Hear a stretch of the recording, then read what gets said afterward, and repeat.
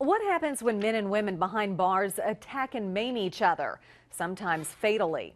Tonight, it's affecting all of us outside the prison walls. The cost of treating prisoners for injuries caused by improvised weapons added to the overall cost of health care for prisoners may surprise you, even shock you. KFDM's Jessica Crawford is investigating. She joins us live in the studio to share the details. And Jessica, will it become more expensive as time goes on? Well, Kelly, some healthcare providers for prisons are asking for more than $170 million extra dollars next year to cover the cost. The Jail Standards Act requires prisons to provide health care to all inmates, some of it the result of jailhouse contraband.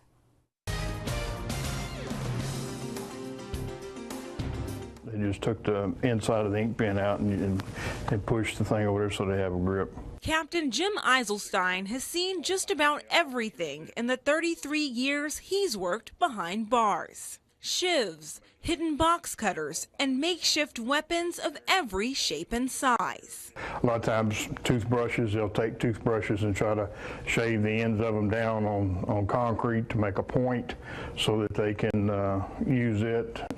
And it's not necessarily that they're wanting to use that against an officer.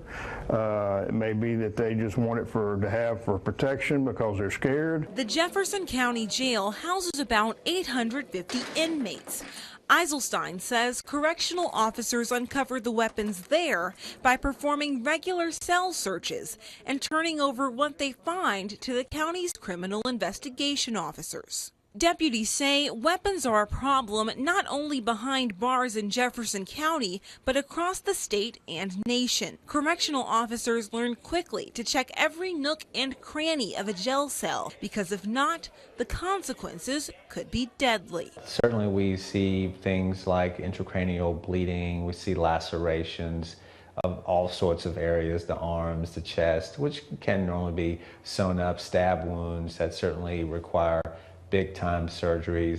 Dr. Masanthi Levine occasionally cares for inmates. He says the care and treatment often extends far beyond the first surgery. And depending on the patient, if they have a lot of illnesses going into that, can not recover very well and need a lot of medical attention, which can require a long-term hospitalization and more complications. Dr. Levine says whatever care inmates need, whether for injuries or overall health, they seem to receive it behind bars in Texas, though he acknowledges the prison healthcare system isn't perfect. Their health care seems to be more complete and more thorough than someone who's not incarcerated. And that care isn't cheap.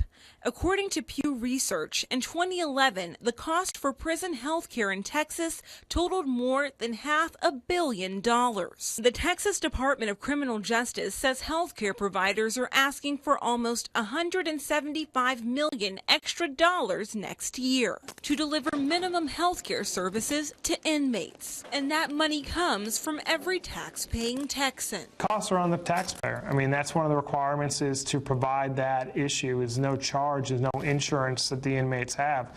Obviously, they don't have jobs, they don't have income.